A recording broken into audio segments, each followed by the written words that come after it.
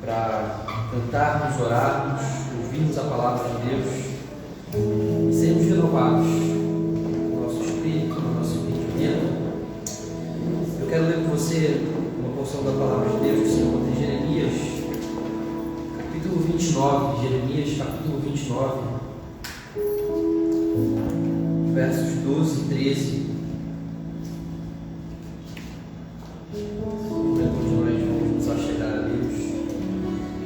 Invocar o seu nome, pedir para que Ele nos visite, para que Ele fale conosco, no nosso coração.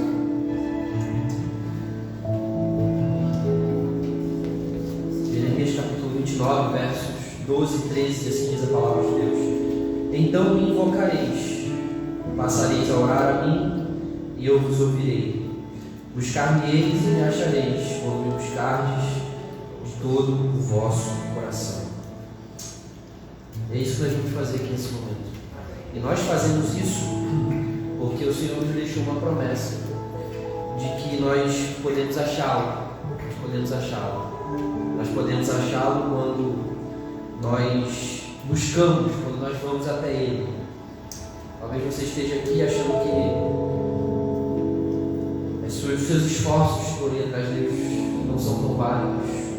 Talvez você tenha passado uma semana difícil, talvez você tenha lidado com pecados, frustrações, com desânimos, mas isso não muda o fato de que se você for até o Senhor, se nós irmos até o nosso Deus, de forma sincera, de forma confiante, nós vamos achá-lo. Quando nós buscarmos de todo o nosso coração, de todo o nosso ser, de forma sincera, de forma genuína, é isso que nós vamos fazer. Ficar de pé, vamos orar nesse momento. Vamos pedir para que o Senhor nos visite nessa noite. Todo o ajuntamento do povo de Deus é um ajuntamento especial. O Senhor ordena a bênção na comenda ao que diz a sua palavra. Nós cremos nisso, nós cremos que nós somos encorajados, somos fortalecidos, somos renovados. Senhor Deus e Pai, nosso Senhor, nós vamos a Ti, ó Deus, nesse momento. Nós invocamos o Teu nome, Senhor. O nome que está acima de todo nome, o nome que é santo, o nome pelo qual o Senhor nos ordenou a não tomarmos em vão, mas ao mesmo tempo o Senhor nos ordena a tomarmos dele de forma legítima, invocando o Teu nome, para nós irmos a Ti, Senhor. Pedimos a Deus nesse momento perdão pelos nossos pecados, de forma, ó Deus, corporativa, com o Teu povo reunido, nós confessamos os nossos pecados. Nós confessamos os nossos pecados porque a Tua palavra nos diz que Tu és fiel e justo para nos perdoar os pecados. O Senhor é nosso advogado fiel. E a Tua palavra também nos encoraja, dizendo que se nós pecarmos, nós temos um advogado junto ao Pai, que intercede por nós. E é por isso que nós estamos aqui, Senhor.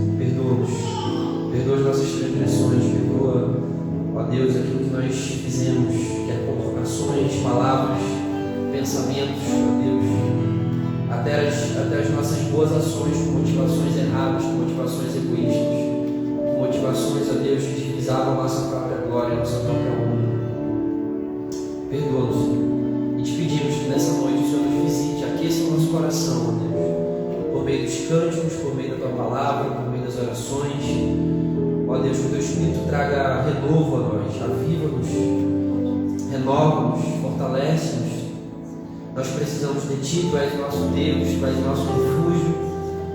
Ó Senhor, Tu és a nossa rocha, o nosso rochedo forte, onde nós podemos nos abrigar, ó Deus, onde nós podemos ter segurança, onde nós podemos descansar confiadamente, sabendo que Tu cuidas de nós, sabendo que Tu és o Pai amoroso que cuida dos Teus filhos. Ó Senhor, fale com o nosso coração, essa noite, nos exorte, nos admoeste, nos edifique, que a gente possa sair daqui, ó Deus, de forma diferente como nós entramos. Essa é a nossa oração. Nós oramos, ó Deus, e pedimos em nome de Jesus, o Teu Filho, nosso Senhor. Amém. Amém. Vamos cantar nesse momento com os nossos irmãos e celebrar com alegria o nosso Deus. Amém. Glória a Deus. Vamos juntos. Porque Ele vive, posso crer.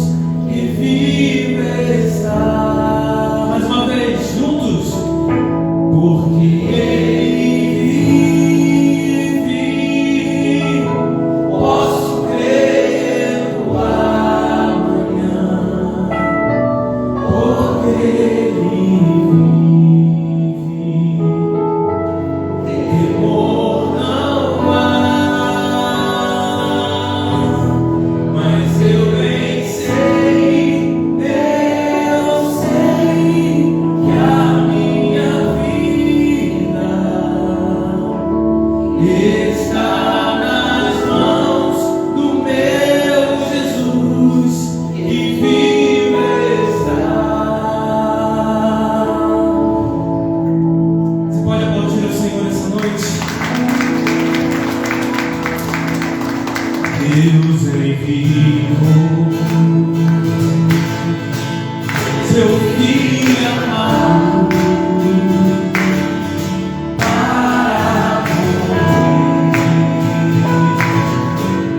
em meu lugar,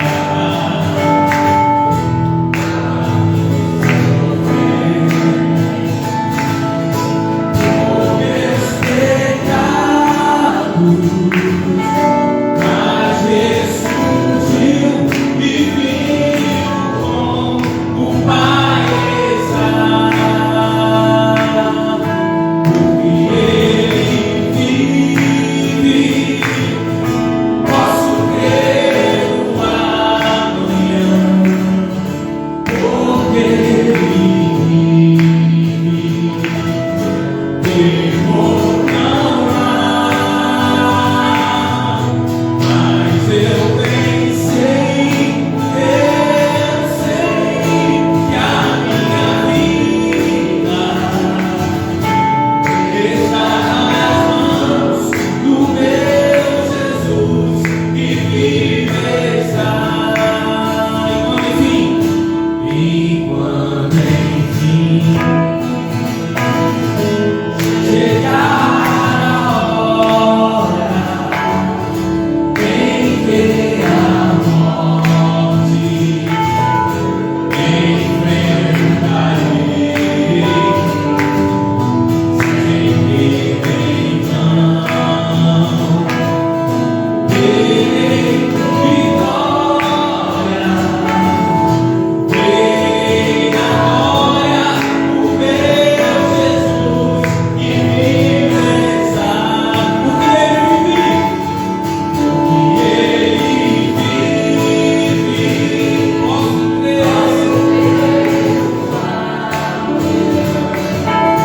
porque Ele vive, temor não há. Mas eu bem sei que a minha vida está nas mãos do meu Jesus que vive está nas mãos, está nas mãos do meu Jesus que vive está nas mãos, está nas mãos do meu Jesus que vive está.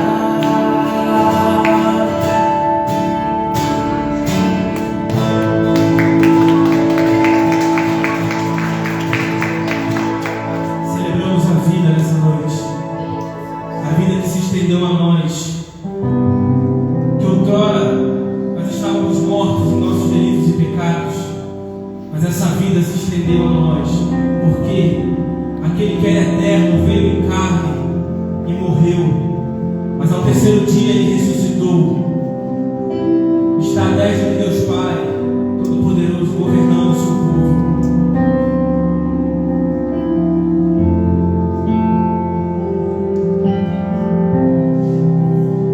O universo chora, o sol se apagou, ali estava morto o Salvador, seu corpo lá na cruz, seu sangue derramou, o preço do pecado ele levou.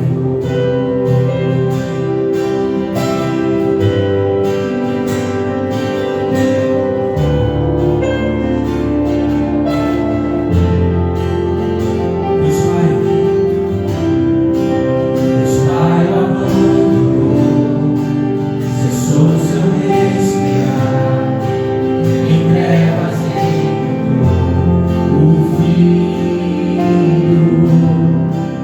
A guerra começou, a morte enfrentou, todo o poder das trevas vencido foi. A terra estremeceu, sepulcro se abriu, e nada vencerá.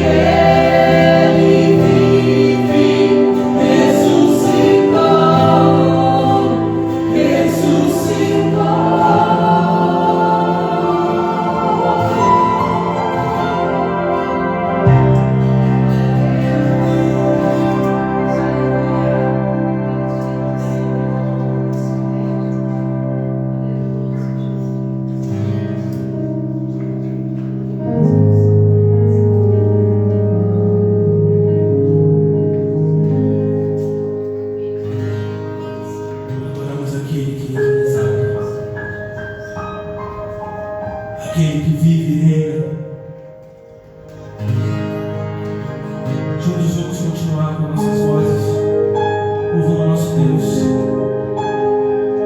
porque Ele é exaltado.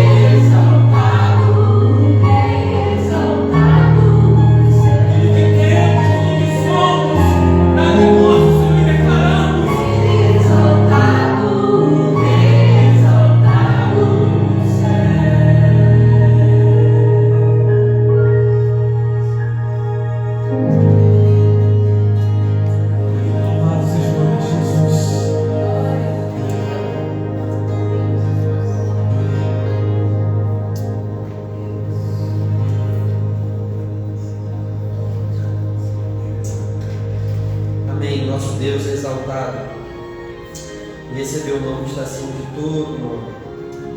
Nesse momento nós vamos expressar nossa gratidão a Ele por meio daquilo que Ele nos tem concedido, por meio do nosso trabalho, através das nossas finanças, dizimando, ofertando, contribuindo. Quero ler com você Colossenses capítulo 3, nesse momento de ações de graças, Colossenses capítulo 3, verso 17. A palavra de Deus diz assim: tudo que fizerdes, seja em palavras, seja em ação, fazei-o em nome do Senhor Jesus, dando por Ele graças a Deus Pai. Em tudo que fizerdes, seja em palavras, seja em ação, fazei-o em nome do Senhor Jesus, dando por Ele graças a Deus Pai. Então nesse momento nós vamos fazer uma ação, a ação de contribuir, a ação de fazer parte, de sustentar o reino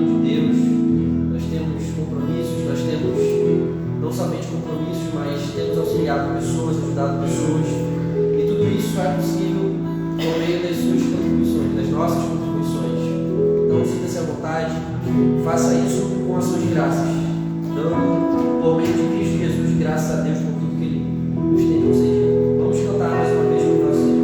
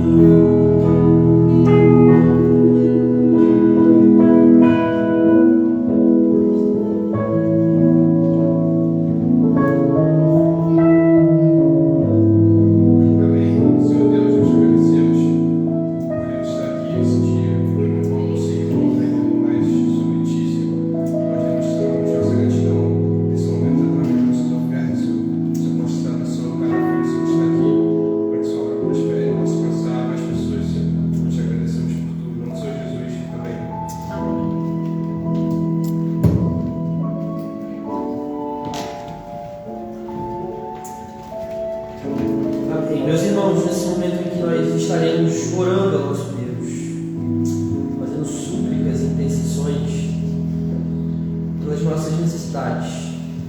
Todos nós temos necessidades, todos nós precisamos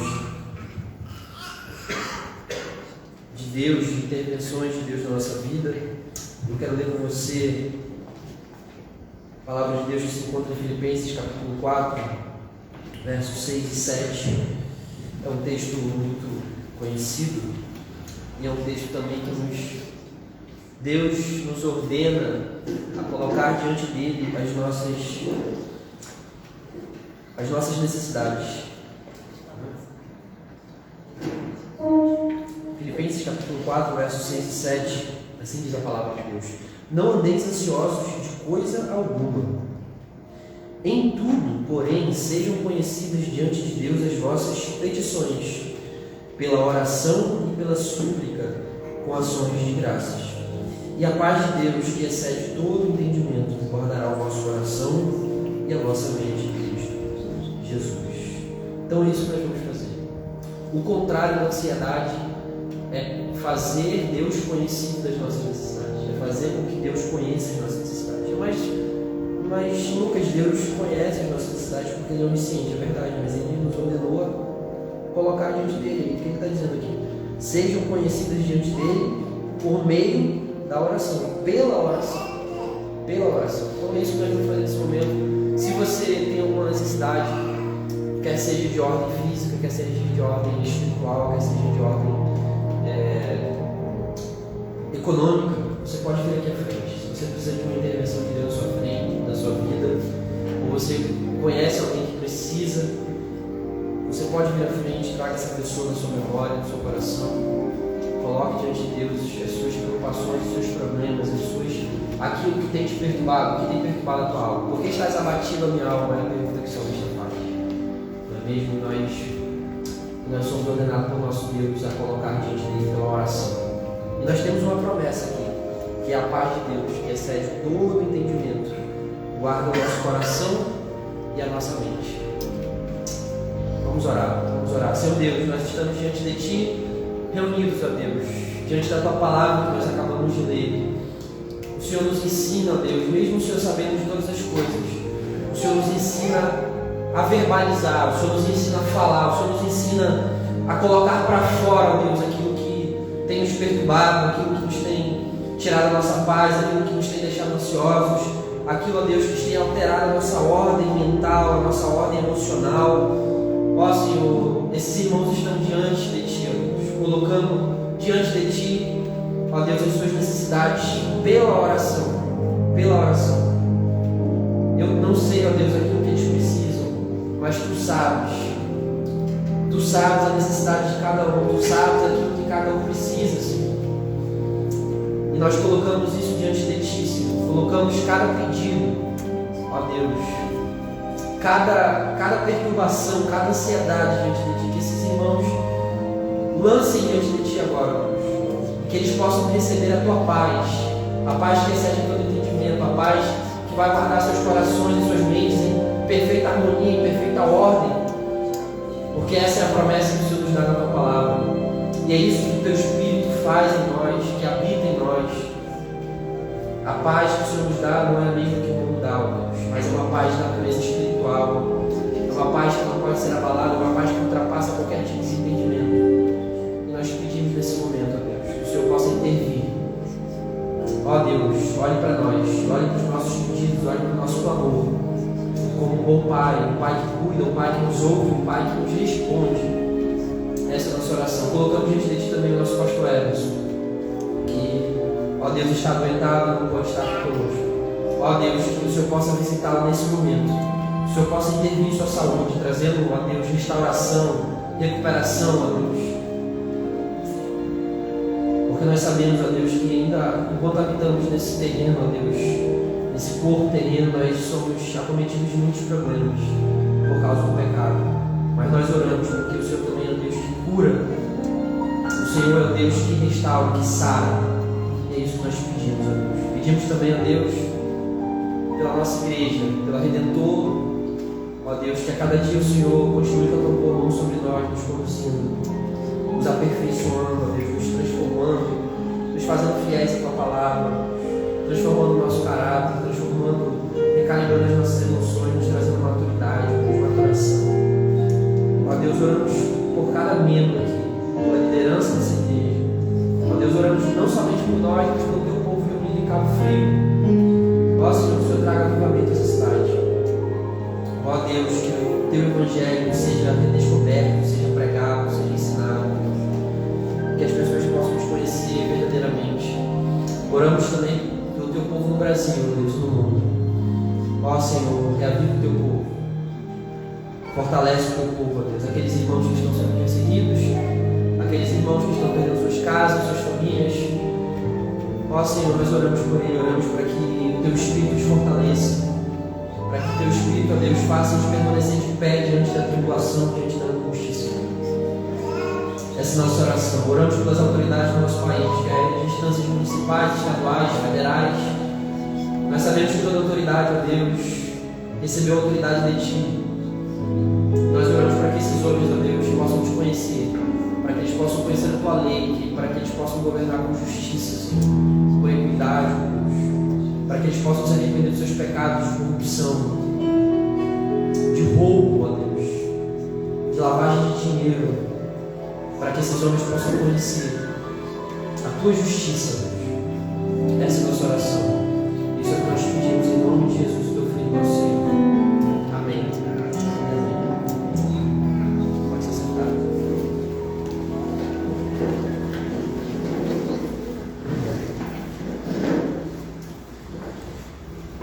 Meus irmãos, nós estamos chegando nesse momento onde nós vamos ouvir a pregação da Palavra de Deus. Em Romanos 15, capítulo 4. Romanos 15, capítulo 4. O apóstolo Paulo nos ensina que tudo que foi escrito, tudo quanto outrora foi escrito para o nosso ensino foi escrito, a fim de que pela paciência e pela consolação das Escrituras tenhamos esperança.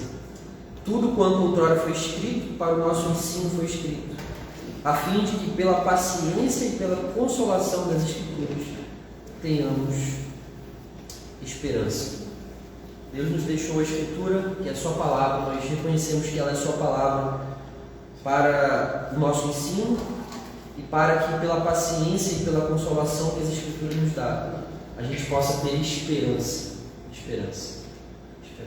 Se está desesperançoso, as Escrituras podem te dar esperança, porque as Escrituras testemunham de Jesus Cristo, o nosso Salvador. Vamos orar, pedir para que o Senhor fale conosco nesse momento de pregação e para que o Senhor me faça fiel nesse momento. Senhor Deus, nós estamos diante de Ti. Ó Deus, e mais uma vez nós pedimos para que o Senhor, ó Deus, nos edifique por meio da Tua palavra. Ó Deus, fortaleça os fracos, levante os abatidos, confronte os descuidados. Ó Deus, que a Tua palavra nos perturbe, nos tire da nossa zona de conforto, Senhor. Que a Tua palavra nos edifique, nos ensine, e que a Tua palavra produza em nós esperança. E que a Tua palavra, Deus, converta os corações, porque o Evangelho é poder de Deus para a salvação de todo aquele que crê. Isso é o que nós cremos, ó Deus, de todo o nosso coração. Ó Deus, que o Senhor me faça fiel essa noite. Ó Deus, nessa responsabilidade de servir o Teu povo com a Tua palavra. Que eu possa ser claro, ó Deus, que eu possa ser fiel e que eu possa pregar, ó Deus, a Tua palavra com autoridade, com a Tua autoridade, para que o Teu povo seja edificado. Isso é o que nós oramos em nome de Jesus, Teu Filho. Amém. Amém. Meus irmãos, 1 Coríntios capítulo 15, nós estamos meditando nesse mês ainda, esse é o nosso tema a respeito da Páscoa, e nós meditamos de todo o processo que nós chamamos de um processo de humilhação e um processo de exaltação. Hoje nós vamos iniciar o processo de exaltação de Cristo, e o processo de humilhação é aquele processo pelo qual Cristo passou, a sua encarnação, a sua obediência, não é? Nós temos visto isso aqui, e a sua morte, como nós vimos na semana passada. Isso é o que basicamente nós compreendemos como o estado de humilhação de nosso Senhor Jesus Cristo.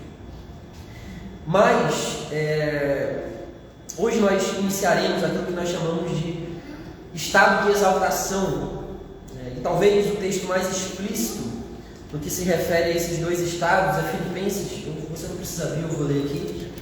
E esse é um dos textos bíblicos que nos fornece de forma explícita essa base em que nós afirmamos que Cristo teve o seu estado de humilhação, o seu estado de exaltação. Filipenses capítulo 2, verso 5, o apóstolo Paulo diz: "Tem de vós o mesmo sentimento que houve também em Cristo Jesus, pois ele, subsistindo em forma de Deus, não julgou como usurpação ser igual a Deus, antes a si mesmo se esvaziou, assumindo a forma de servo, tornando-se semelhante de homens e reconhecido em figura humana, e a si mesmo se humilhou, tornando-se obediente até a morte, e morte de cruz."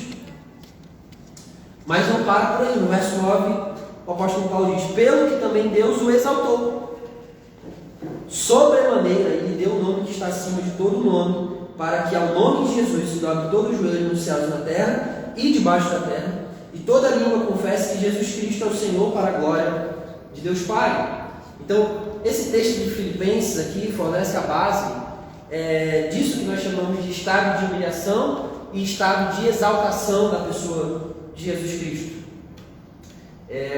Além disso, o próprio Jesus Cristo fez referência sobre a sua morte e a sua ressurreição nos Evangelhos. Ele diz que era necessário que o Filho do Homem fosse entregue e fosse morto, mas que ele ressuscitaria no terceiro dia.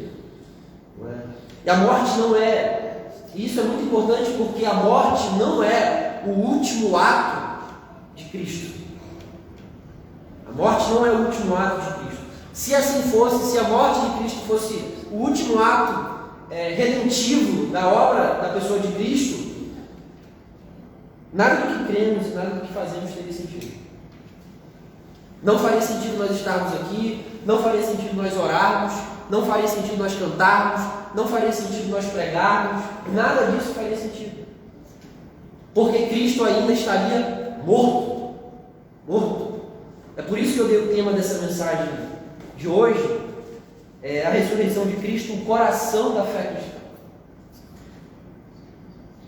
O ensino bíblico a respeito da ressurreição de Cristo é o coração da fé cristã, porque se Cristo não ressuscitou, e ainda que nós creiamos que Jesus tivesse vindo a esse mundo, tivesse encarnado de forma milagrosa, sendo 100% Deus, 100% homem, ainda que ele tivesse obedecido perfeitamente o Pai, ainda que ele tivesse morrido, mas ele tivesse permanecido morto, nada do que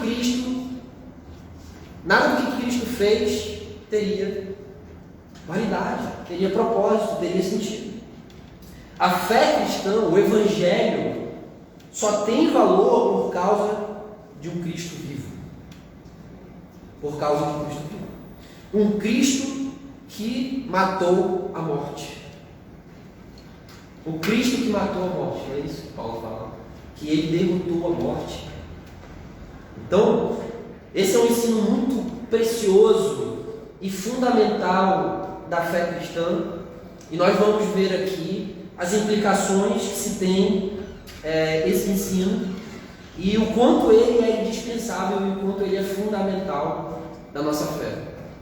Quando nós falamos sobre os ensinos das Escrituras, nós falamos aqui que existem ensinos que são mais importantes do que outros, né, dentro da Escritura Sagrada. O que é mais importante nós sabermos, uma pessoa saber quem Jesus foi ou quantos animais entraram na arca? É mais importante saber quem Jesus foi, né? Porque esse conhecimento é salvífico e não é diferente com a ressurreição da pessoa de Jesus Cristo. Isso nós não negociamos. Isso é aquilo que nós chamamos de dogma da igreja. O que é um dogma? Dogma é algo que não pode ser, que se for removido se destrói. Jesus ser homem, ser Deus, Jesus ter morrido, Jesus ter sido filho de Deus, Jesus ter ressuscitado, isso são dogmas. É por isso que essa verdade está naquilo que nós chamamos de credo apostólico. Em Jesus Cristo, seu Filho, nosso único Senhor, que nasceu da Virgem Maria, concebido sob o poder do Espírito Santo, padeceu sob Pilatos, foi crucificado, morto, sepultado e ressurgiu dos mortos ao terceiro dia. Então essa é uma verdade muito preciosa para nós. É uma verdade que estabelece os fundamentos da nossa fé, daquilo que nós temos, porque se Jesus não ressuscitou, vã é a nossa fé. É inútil. É inútil. 1 Coríntios capítulo 15 é o texto que nós vamos meditar. Nós vamos ler do verso 1 ao verso 19. Acompanhe comigo na sua Bíblia. Assim diz a palavra de Deus. Irmãos, venho lembrar-vos o evangelho que vos anunciei, o qual recebestes e no qual ainda perseverais. Por ele também sois salvos, se retiverdes a palavra tal como vou-la preguei, a menos que tenhais crido em vão. Antes de tudo vos entreguei o que também recebi, que Cristo morreu pelos nossos pecados segundo as Escrituras, e que foi sepultado e ressuscitou ao terceiro dia, segundo as Escrituras, e apareceu a Cefas, Pedro, e depois aos 12. Depois foi visto por mais de 500 irmãos de uma só vez, dos quais a maioria sobrevive até agora. Porém, alguns já dormem. Depois foi visto por Tiago, mais tarde por todos os apóstolos, e afinal, depois de todos, foi visto também por mim, como por um nascido fora de tempo. Porque eu sou o menor dos apóstolos, que mesmo não sou digno de ser chamado apóstolo, pois persegui a igreja de Deus. Mas pela graça de Deus, sou o que sou, e a sua graça que me foi concedida não se tornou vã. Antes trabalhei muito mais do que todos eles. Todavia, não eu, mas a graça de Deus comigo. Portanto, seja eu ou sejam eles, assim pregamos e assim crestes. Ora, se é corrente pregar-se que Cristo ressuscitou dentre os mortos, como, pois, afirmam algum dentre vós que não há ressurreição dos mortos? E se não há ressurreição de mortos, então Cristo não ressuscitou. E se Cristo não ressuscitou, é vã a nossa pregação e vã a vossa fé. E somos tidos por falsa testemunhas de Deus, porque temos afirmado contra Deus que Ele ressuscitou a Cristo, ao qual Ele não ressuscitou, se é certo que os mortos não ressuscitam. Porque se os mortos não ressuscitam, também Cristo não ressuscitou. E se Cristo não ressuscitou, é vã a vossa fé, e ainda permaneceis nos vossos pecados. E ainda mais, os que dormiram ou os que morreram em Cristo pereceram. Se a nossa esperança em Cristo se limita apenas a esta vida, somos os mais infelizes de todos os homens. Eu quero meditar 3 pontos aqui com você nessa palavra que Paulo escreve à igreja em Corinto. E a primeira coisa que Paulo afirma aqui nessa porção da Escritura é que a ressurreição de Cristo faz parte da mensagem do Evangelho. Isso é o que ele diz nos primeiros 4 versículos. Ele diz: irmãos, venho lembrar-vos o Evangelho que eu vos anunciei, o qual recebestes e no qual ainda perseverais. Por ele, por meio desse Evangelho, vocês são salvos. De que maneira? Se vocês retiverdes a palavra como eu preguei. Se vocês conservarem ela como eu preguei. A mensagem, a menos que tenhais escrito em vão. E o que Paulo pregou? O que é o Evangelho que Paulo havia entregue à igreja em Corinto? Verso 3. Antes de tudo vos entreguei o que também recebi. Que Cristo morreu pelos nossos pecados, segundo as Escrituras, isto é, a morte de Cristo, aquilo que nós meditamos na semana passada, que era necessário que Cristo morresse, padecesse para expiar os pecados, para trazer justiça eterna, para selar a visão, para ungir os santos dos santos. Mas não somente é isso. No verso 4 Paulo diz: ele foi sepultado e ressuscitou ao terceiro dia, segundo as Escrituras. Você entende? No verso 1 Paulo fala que ele pregou o Evangelho. Ele estava escrevendo aos coríntios, lembrando os coríntios do Evangelho que ele já tinha pregado aos coríntios. Ele já tinha pregado, e Paulo escreve para lembrar. Isso é muito importante. Trazer a memória. Nós podemos saber de muitas coisas, mas nós precisamos ser lembrados disso constantemente. É por isso que nós estamos aqui todo domingo, na IBR, nas reuniões, certo? Nós ensinamos aqui a mesma coisa praticamente. O Evangelho e as implicações do Evangelho. E Paulo está dizendo: eu venho lembrar-vos o Evangelho que eu já vos anunciei. E o que é o Evangelho? É isso que nós chamamos de boa notícia, de boa nova. No verso 3 e no verso 4, Paulo fala sobre esse conteúdo. Veja que é um conteúdo muito bem definido, muito bem delineado. Ele diz que Cristo morreu pelos nossos pecados, segundo as Escrituras, e que ele foi sepultado e ressuscitou ao terceiro dia, segundo as Escrituras. Então perceba que Paulo afirma que a ressurreição de Cristo está contida na mensagem do Evangelho. Não somente a morte de Cristo. A ressurreição de Cristo faz parte da mensagem do Evangelho. E por que a ressurreição de Cristo faz parte da mensagem do Evangelho? Porque sem a ressurreição de Cristo não há de fato boa nova.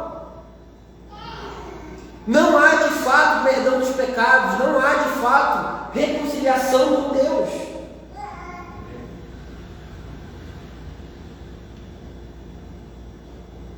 E algo que ele diz no verso 3 é que essa mensagem que ele pregou não foi uma mensagem que ele inventou, como alguém que foi chamado fora de tempo, como ele diz, como por um nascido fora de tempo no verso 8, mas ele diz que ele entregou aos coríntios o que também tinha recebido no verso 3. Antes de tudo vos entreguei o que também recebi. A mensagem que Paulo pregava, ele recebeu do próprio Cristo.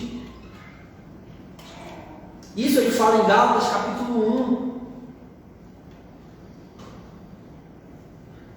E essa mensagem que Paulo estava ensinando, Paulo estava dizendo: o que eu estou ensinando para vocês, Corinto, o que eu estou lembrando a vocês, Corinto, é que o que eu estou ensinando não é algo novo.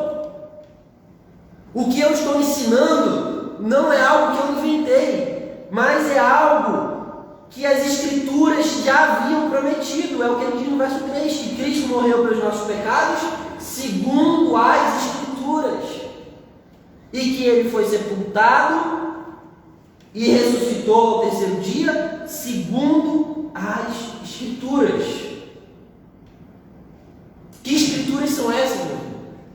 As Escrituras do Antigo Testamento.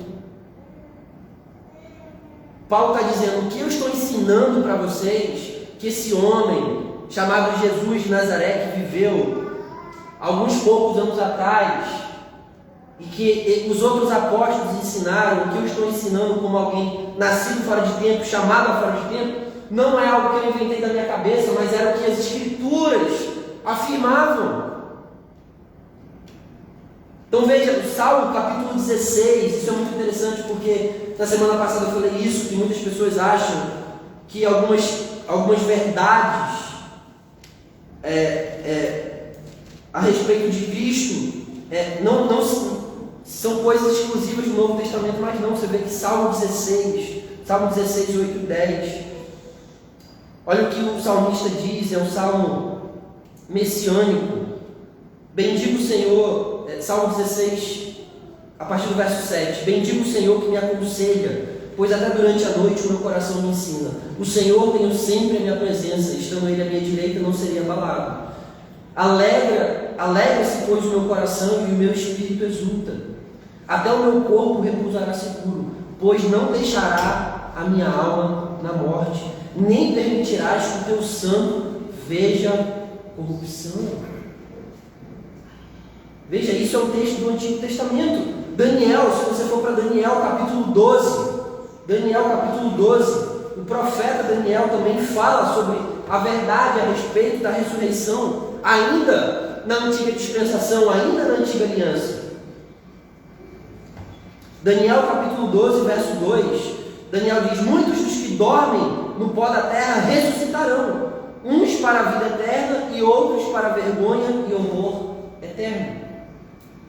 Mas veja, Lucas, isso aqui não está se referindo a Jesus, está indiretamente, porque a ressurreição dos últimos tempos só é possível por causa da ressurreição de Cristo.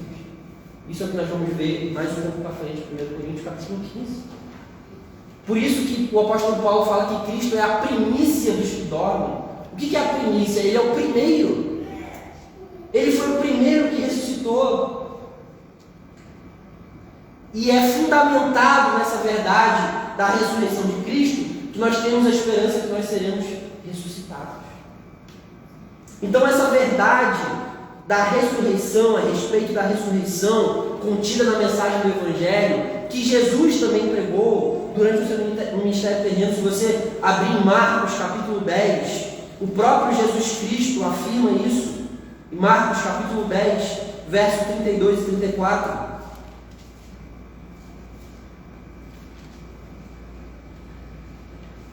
Estavam de caminho subindo para Jerusalém e Jesus ia diante dos seus discípulos. Estes se admiravam e o seguiam, tomados de apreensões. E Jesus, tornando a levar à parte os 12, passou a revelar-lhe as coisas que lhe deviam sobrevir, dizendo: eis que subimos para Jerusalém, e o Filho do Homem será entregue aos principais sacerdotes e aos escribas, condená-lo-ão à morte e o entregarão aos gentios. Hão de escarnecê-lo, cuspir nele açoitá-lo, matá-lo, mas depois de 3 dias ressuscitará. Ressuscitará. João, se você ver um pouco mais para frente, João capítulo 5, versos 28 e 29. O próprio Jesus Cristo também no seu ministério terreno fala sobre a respeito da ressurreição. Não vos maravilheis disto, porque vem a hora em que todos que se acham nos túmulos ouvirão a sua voz e sairão. Os que tiverem feito bem para a ressurreição da vida, e os que estiverem praticado mal para a ressurreição do juízo.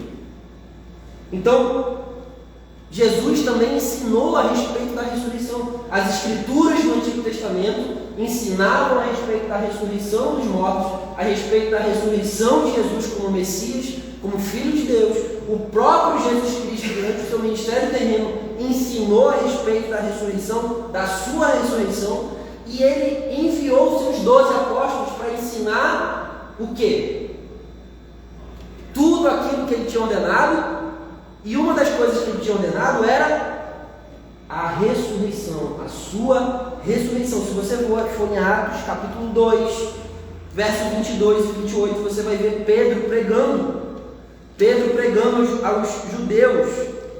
É a famosa pregação de Pedro, onde muitos creram. Atos 22, 22 e 28. Olha o que Pedro diz: varões israelitas, varão aprovado, atendei a estas palavras: Jesus, o Nazareno, varão aprovado por Deus diante de vós, com milagres, prodígios e sinais, os quais o próprio Deus realizou por intermédio dele entre vós, como vós mesmos sabeis, sendo este entregue pelo determinado desígnio e presciência de Deus, vós o matastes, crucificando por mãos de iníquos, o qual, porém, Deus ressuscitou, rompendo os grilhões da morte, porquanto não era possível que fosse retido por ela. Porque a respeito dele diz Davi, ele vai citar o salmo que nós lemos, porque a respeito dele diz Davi: diante de mim via sempre o Senhor, porque está à minha direita, para que eu não seja abalado. Por isso se alegrou o meu coração, e a minha língua exultou. Além disso, também a minha própria carne repousará em esperança, porque não deixará a minha alma na morte, nem permitirás que o teu santo veja corrupção. Você percebe? Você percebe o padrão? As escrituras do Antigo Testamento já testificavam a respeito da ressurreição do Filho de Deus. Jesus, durante o seu ministério terreno, quando ele encarnou, ele ensinou a respeito da sua morte, da sua ressurreição, e os apóstolos ensinaram a mesma coisa. Essa era uma das características da pregação apostólica: a morte de Cristo e a ressurreição de Cristo, e a exaltação de Cristo como Rei, como aquele a quem recebeu toda a autoridade. É por isso que isso faz parte do Evangelho. É por isso que isso é inegociável para nós. Porque a fé cristã não reconhece um Cristo morto, mas um Cristo que Deus Pai ressuscitou ao terceiro dia. E é por isso que Paulo fala, ele chama isso de Evangelho no verso 1. Irmãos, venham lembrar-vos o Evangelho que eu vos anunciei. Existem muitas igrejas evangélicas que concentram o Evangelho na morte de Cristo. E muitos cristãos que não entendem que a mensagem do Evangelho é mais do que isso. E nós perdemos, quando nós nos concentramos nisso, na morte de Cristo apenas, nós perdemos muitas riquezas. Assim como também muitos cristãos não têm uma compreensão adequada a respeito da exaltação de Cristo. O que significa a afirmação bíblica de que Cristo foi exaltado à direita de Deus Pai e que Cristo recebeu toda a autoridade, quer no céu e na terra. Então é importante que nós entendamos isso, que a ressurreição está a ressurreição está contida na mensagem do Evangelho. E ninguém pode pregar o Evangelho adequadamente ou corretamente se não pregar também a ressurreição de Cristo Jesus. Por quê? Porque um Evangelho que anuncia um Cristo que apenas morreu é um Evangelho que não tem um Cristo vivo para apresentar. Por isso que Paulo fala que isso é indispensável, que a ressurreição de Cristo faz parte da mensagem do Evangelho. Uma outra coisa que o apóstolo Paulo diz é que a ressurreição de Cristo é indispensável para a salvação. Isso também é evidenciado no verso 1. Ele diz: venho lembrar-vos do Evangelho que vos anunciei, o qual recebestes e no qual ainda perseverais, por ele também sois salvos. Por ele também sois salvos.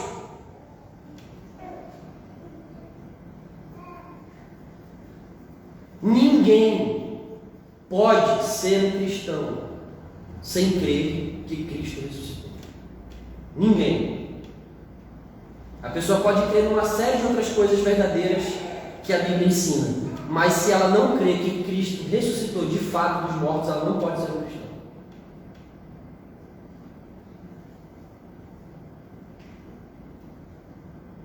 Isso é muito importante. Negar a ressurreição corporal de Cristo é negar o Evangelho. É negar o Evangelho. Ninguém pode ser salvo sem o Evangelho. E a doutrina bíblica da ressurreição está contida no Evangelho. Esse é um dos motivos pelos quais Paulo afirma que se não há ressurreição, no verso 13 ele diz, se não há ressurreição de mortos, olha o que ele vai dizer no verso 13. Cristo não ressuscitou.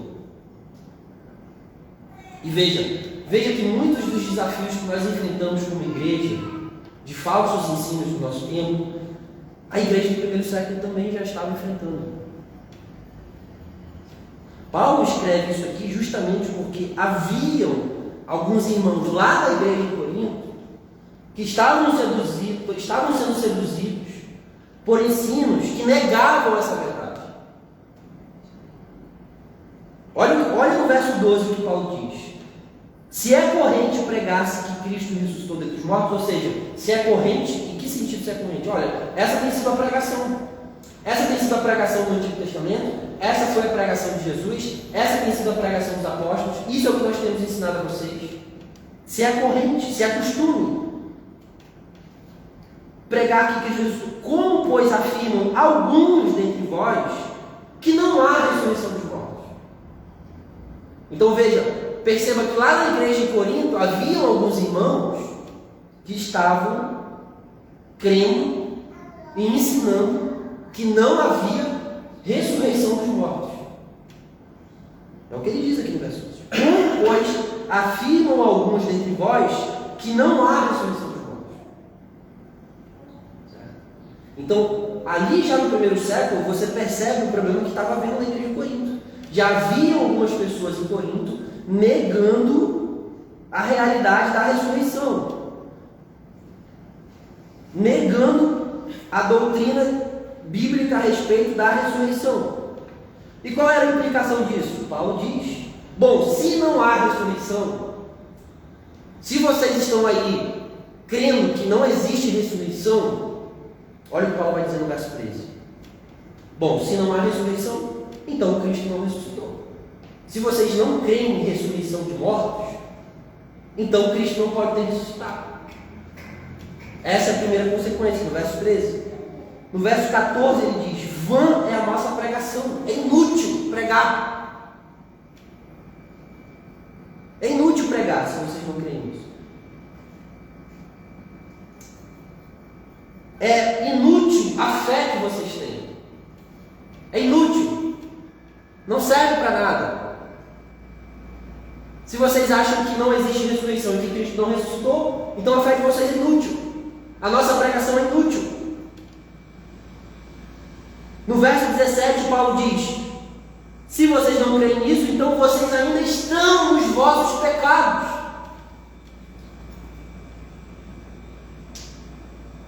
Vocês entendem? É por isso que nós pastores falamos aqui no DNA e na EBR. Crenças têm consequências. O que você crê tem consequências.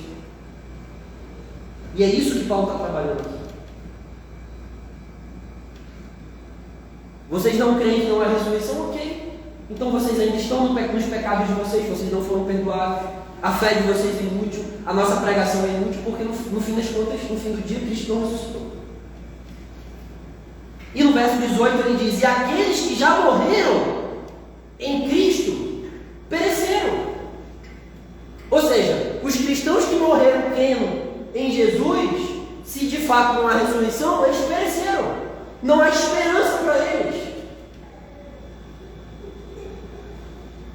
Essas são as consequências. E Paulo, meus irmãos, escreve isso justamente porque já estavam havendo falsos ensinos na igreja de Corinto. E não só havendo, mas alguns já estavam afirmando, como ele diz no verso 12. Não é que estavam em dúvidas, não. Eles já estavam fazendo afirmações a respeito disso. Se você for para 2 Timóteo capítulo 2, 18, você vai ver que Paulo vai falar sobre duas pessoas. 2 Timóteo 2, 18.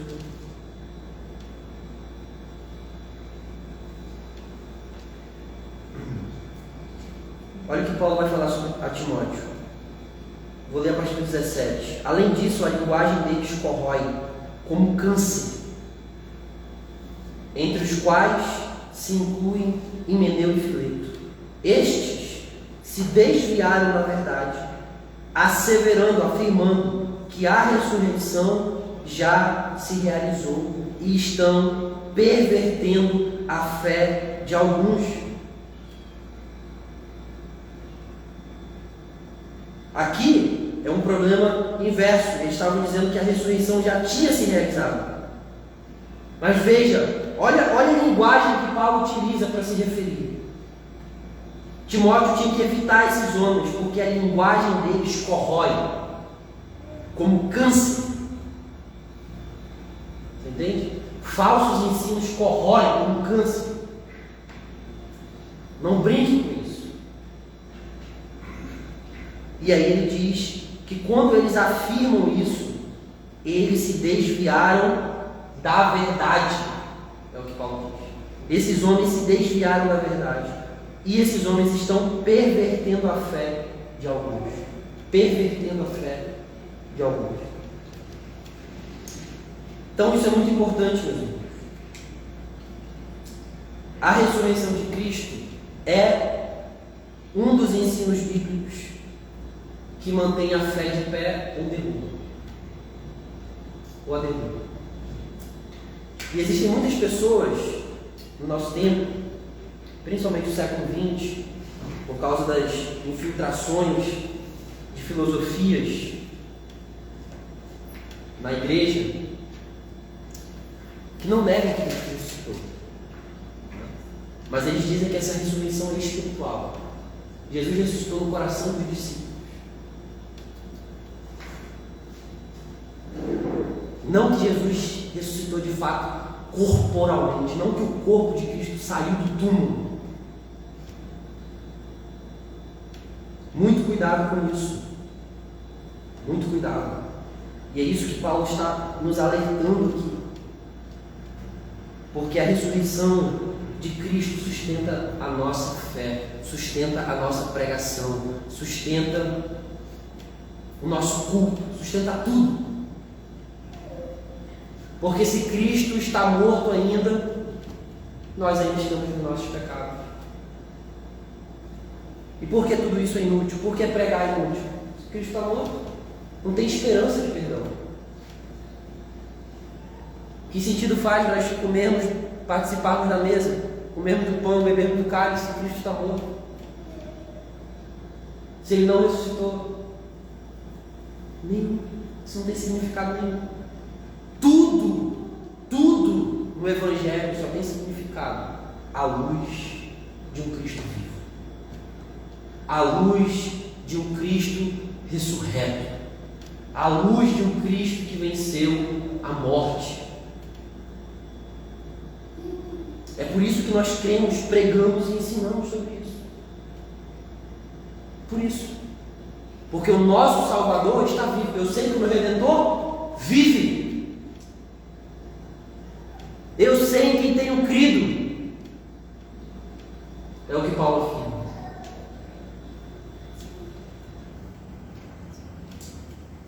Uma outra coisa que o apóstolo Paulo nos aponta é que a ressurreição de Cristo, ela recalibra a nossa esperança. Isso ele diz no verso 19. Se a nossa esperança em Cristo se limita apenas a esta vida, nós somos os mais infelizes de todos os homens.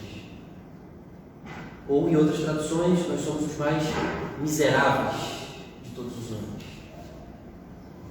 Então, a ressurreição de Cristo nos coloca a nossa memória, coloca os nossos afetos também para o futuro.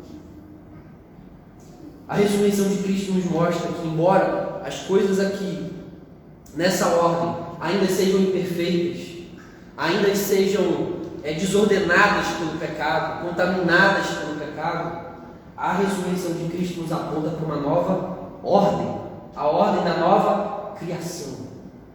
A ordem da nova criação.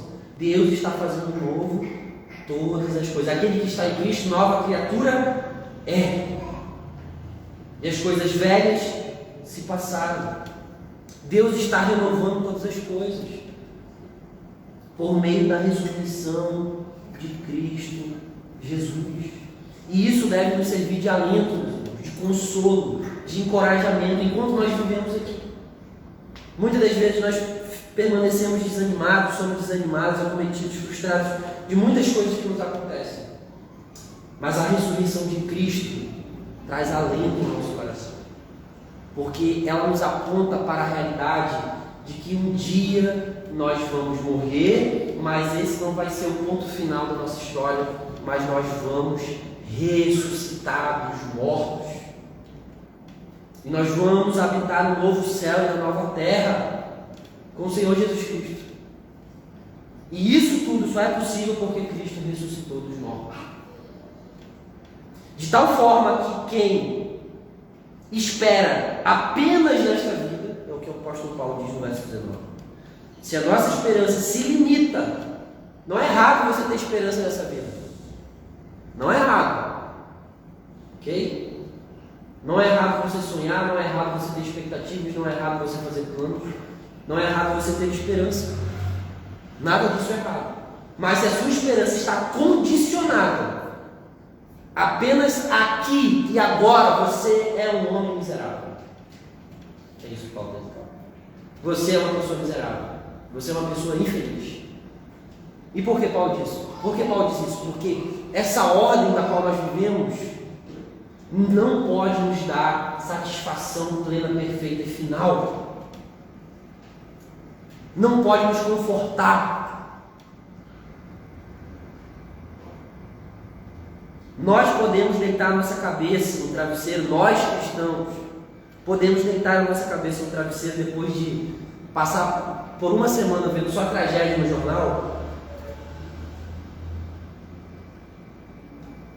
um tanto quanto perturbados por vezes, mas com uma firme confiança de que um dia o Senhor Jesus Cristo vai voltar para julgar vivos e mortos.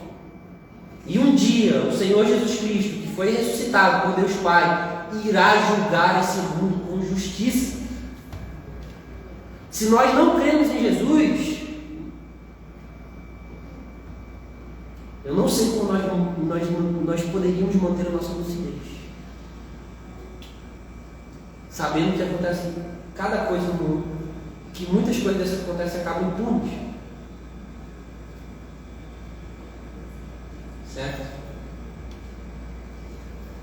É por isso que nós podemos dormir e podemos viver de forma pacífica aqui, sem vingarmos a nós mesmos. Não é? Isso é o que o Senhor Jesus Cristo nos ensinou. Não vinguemos a nós mesmos. Semanas atrás eu estava conversando isso com o irmão. Quando Deus nos manda não vingar a nós mesmos, não significa que Deus é contra a justiça. Porque a gente acha que quando Deus nos ensina isso, Deus é contra qualquer tipo de justiça. Mas Deus nos manda não vingar, é porque Ele vai vingar. Isso é o que Paulo ensina em Romanos capítulo 13. Minha é a ira, eu retribuirei. É isso que Deus diz. Sou eu que vou julgar. E isso tem relação com o assunto da próxima semana, que é a exaltação de Cristo. De Cristo como Rei de todo o universo.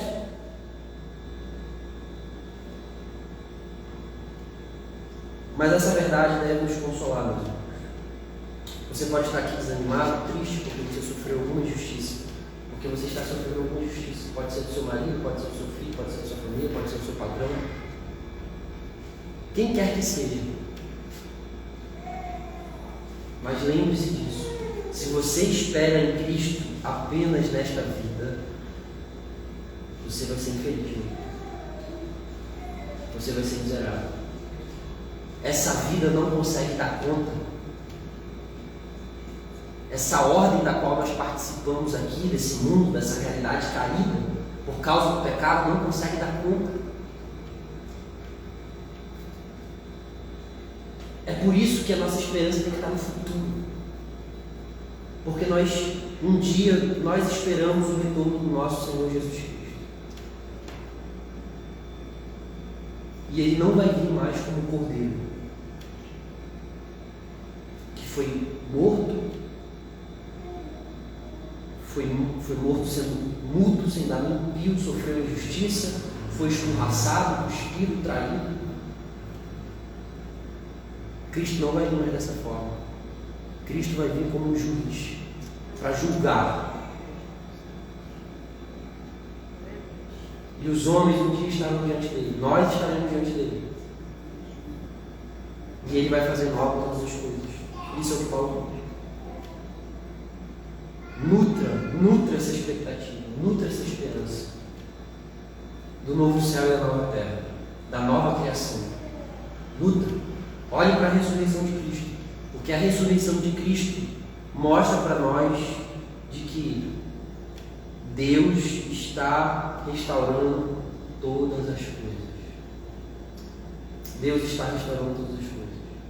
Mesmo que diante dos nossos olhos isso pareça ainda não fazer tanto sentido. Mas Ele já começou a fazer isso. Ele já começou. E Ele vai consumar, Ele vai concluir, Ele vai terminar isso quando Ele voltar de forma corpórea. Essa é a nossa esperança. Essa é a nossa esperança.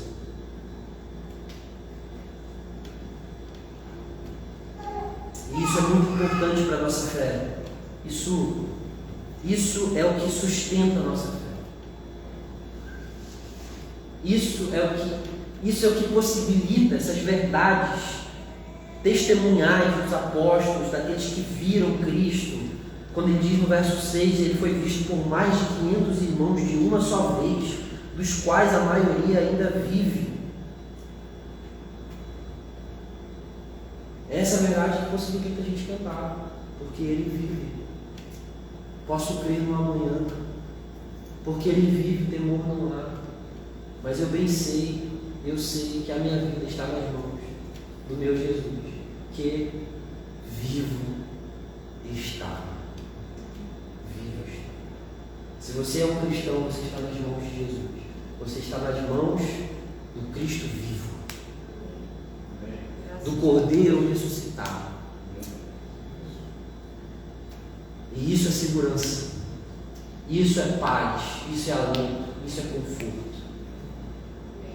Para os maiores infernos que nós possamos enfrentar nesse mundo, nós estamos guardados na mão do Rei do Universo.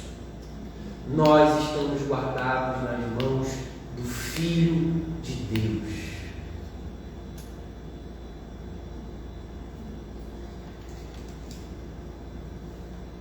A pergunta 45 do nosso catecismo de Heidelberg, ele fala sobre esse assunto e ele pergunta como nós somos favorecidos, como nós somos beneficiados com a ressurreição de Cristo. E ele responde: primeiro, pela ressurreição ele venceu a morte. A ressurreição é a prova que Cristo não permaneceu morto, para nos tornar participantes da sua justiça. Isso é o que Paulo fala, ele ressuscitou para a nossa justificação, que ele conquistou para nós pela sua morte. Segundo, pelo seu poder nós também somos ressuscitados para uma vida nova. Nós morremos com ele pelo batismo, isso é o que Paulo ensina em Romanos capítulo 6, e nós ressuscitamos junto com ele, para termos uma nova vida, para andarmos em novidade de vida. Você ama o Senhor hoje? Você está procurando viver uma vida que agrade o Senhor, vivendo em justiça e retidão? E isso só é possível porque Cristo ressuscitou dos mortos. Só por causa disso. E mudou o seu coração. Você ouviu o Evangelho, creu no Evangelho como boa nova, creu em Jesus Cristo como Filho de Deus, você recebeu a justiça dele, e você se tornou um cristão. E o Espírito Santo veio habitar em você. E o Espírito Santo está te santificando. Está modelando os seus afetos. Está modelando o seu caráter. Está modelando o seu coração. É só por causa que Cristo ressuscitou. Terceiro, a ressurreição de Cristo é para nós a garantia da nossa ressurreição gloriosa. Isso é muito importante. Porque se Cristo é a primícia dos que dormem, como diz Paulo apóstolo, mais para frente aqui em 1 Coríntios, capítulo 15, a partir do verso 20, isto significa que a ressurreição de Cristo é a garantia de que um dia nós seremos ressuscitados. E por que nós seremos ressuscitados? Porque Cristo venceu a morte. E a morte não pode nos deter.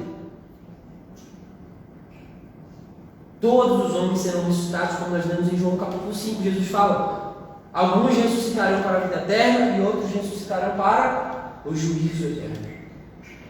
João 5, 28 e 29.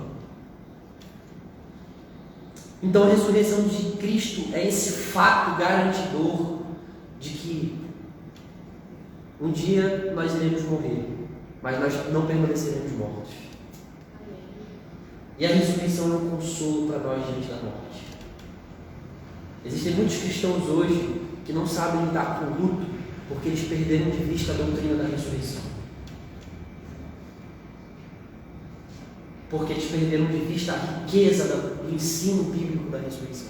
Eles não conseguem mais encontrar consolo em meio ao luto. Porque alguns sequer conhecem esse fato e essa verdade gloriosa de que aqueles que morreram em Cristo um dia serão ressuscitados. E nós receberemos um corpo glorificado. Um corpo não mais corruptível. Isso é o que Paulo ensina aos Tessalonicenses. 1 Tessalonicenses. 1 Tessalonicenses capítulo 4. Olha o que Paulo vai ensinar para a igreja em Tessalônica, 1 Tessalonicenses capítulo 4, verso 13. Paulo ensina os cristãos a como eles devem se lutar. 1 Tessalonicenses 4, 13. Não queremos, porém, irmãos, que sejais ignorantes com respeito aos que dormem. A palavra dormir aqui é morrer, que Paulo diz. Paulo está dizendo: eu não quero, Tessalonicenses, que vocês sejam ignorantes, todos, privados de verdade, privados de conhecimento. Eu não quero que vocês sejam ignorantes com respeito àqueles que morreram. Por que Paulo está dizendo isso? Porque eu não quero que vocês sejam ignorantes? Para que vocês não se entristeçam como os demais, que não têm esperança. Eu não quero que vocês se lutem como aqueles que não têm esperança.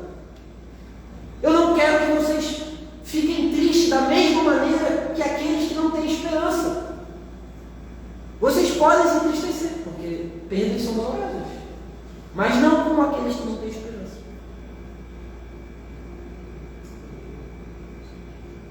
Se lutar com esperança é diferente de se lutar sem esperança. É isso que Paulo está dizendo. E vocês precisam ter essa verdade no coração de vocês. Verso 14: pois se cremos que Jesus morreu e ressuscitou, assim também Deus, mediante Jesus, vivo, ressuscitado, trará em sua companhia os que dormem.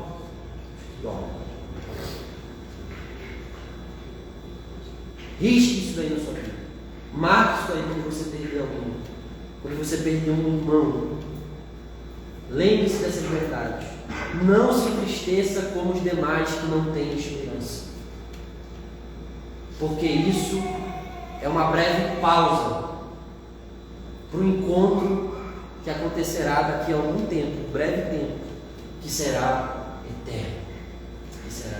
Isso muda tudo. Isso muda tudo, meus irmãos. Isso muda como nós lidamos com a morte. Isso muda como nós lidamos com a nossa fé. Isso muda a forma como nós vivemos. Esse é um dos motivos pelos quais Paulo fala lá em 1 Coríntios capítulo 15, que se Cristo não ressuscitou, comamos e bebamos, que amanhã morreremos. Vamos curtir a vida. Porque a vida sem a ressurreição de Cristo perde sentido, perde propósito. É nesse Cristo que nós temos. Esse é o nosso Senhor. Esse é o nosso Salvador. Nós não cremos em reencarnação. Nós não cremos em que a morte é o ponto final da nossa existência. Mas nós cremos em ressurreição. Nós cremos em ressurreição por quê? Porque isso foi o que Jesus ensinou. E isso foi o que aconteceu com Jesus. E Ele ressuscitou. Ele ressuscitou. Senhor Deus, nós bendizemos o Teu nome. Porque Tu estás vivo. E nesse momento Tu está nos ouvindo. Bendito é o Teu nome, Senhor. Porque nós podemos encontrar conforto, coragem, consolo e alento nessas preciosas verdades da Tua Palavra. De tal forma que, ó Deus, a nossa vida só tem sentido à luz da Tua ressurreição. Que essas preciosas verdades estejam no nosso coração. O Senhor não permaneceu, o Senhor não apenas se humilhou, ó Deus, encarnando, obedecendo, morrendo, mas o Senhor recebeu a recompensa do seu trabalho, sendo exaltado por Deus Pai, sendo ressuscitado dentre os mortos, vencendo a morte e nos garantindo, ó Deus, que um dia nós estaremos contigo para sempre, nos garantindo que a fatalidade ocorrida pelo pecado, que fez com que todos os homens morressem, que faz com que todos os homens morressem, não é o ponto final da nossa história. É por isso que o Senhor veio para nos dar vida, e vida abundante, vida eterna. Nós te agradecemos, em nome de Jesus, Teu Filho, nosso Senhor. Amém. Amém. Meus irmãos, nós vamos cear. Nesse momento, nós temos feito isso durante esse mês em que nós estamos meditando sobre a Páscoa. Vamos ficar de pé nesse momento.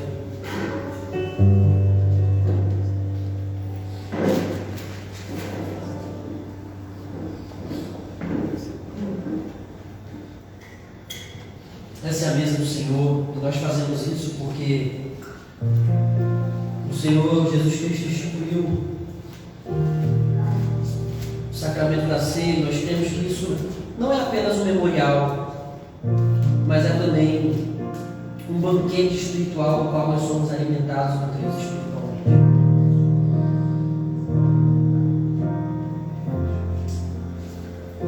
Gostaria de chamar aqui Leandro, Lohan, para me auxiliar aqui na entrega dos elementos, Você vai receber os elementos. Vamos orar a visitação diante de Deus. Senhor Deus, nós consagramos esses elementos a Ti, que nos apontam para uma verdade tão gloriosa, Deus, que é a Tua morte. Teu corpo sendo moído por nós, e o Teu sangue sendo derramado, Deus, nos comprando. Nós te bendizemos e louvamos, Deus. Nós não cremos que isso aqui se transforma transformam no teu corpo, não cremos que esses elementos se transformem no teu sangue. Mas nós cremos, ó Deus, que espiritualmente nós estamos nos alimentando da tua carne, do teu sangue, de forma espiritual. Que o Senhor possa nos enriquecer, ó Deus, essa é a nossa oração. Em nome de Jesus, amém. Você vai receber, você aguarda para nós cearmos todos juntos.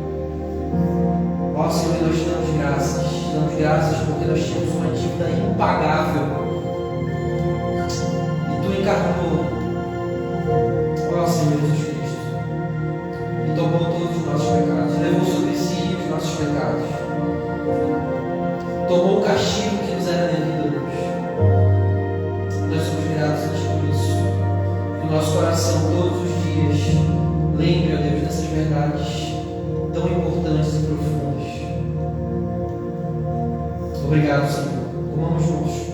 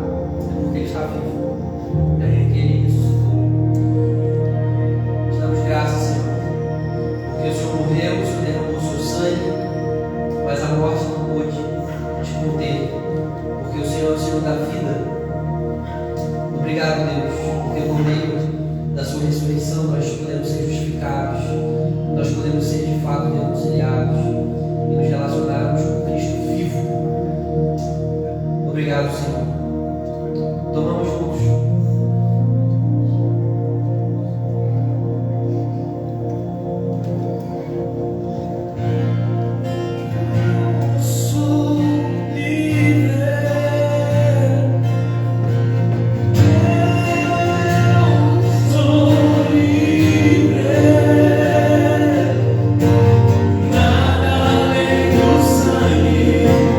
Nada além do sangue.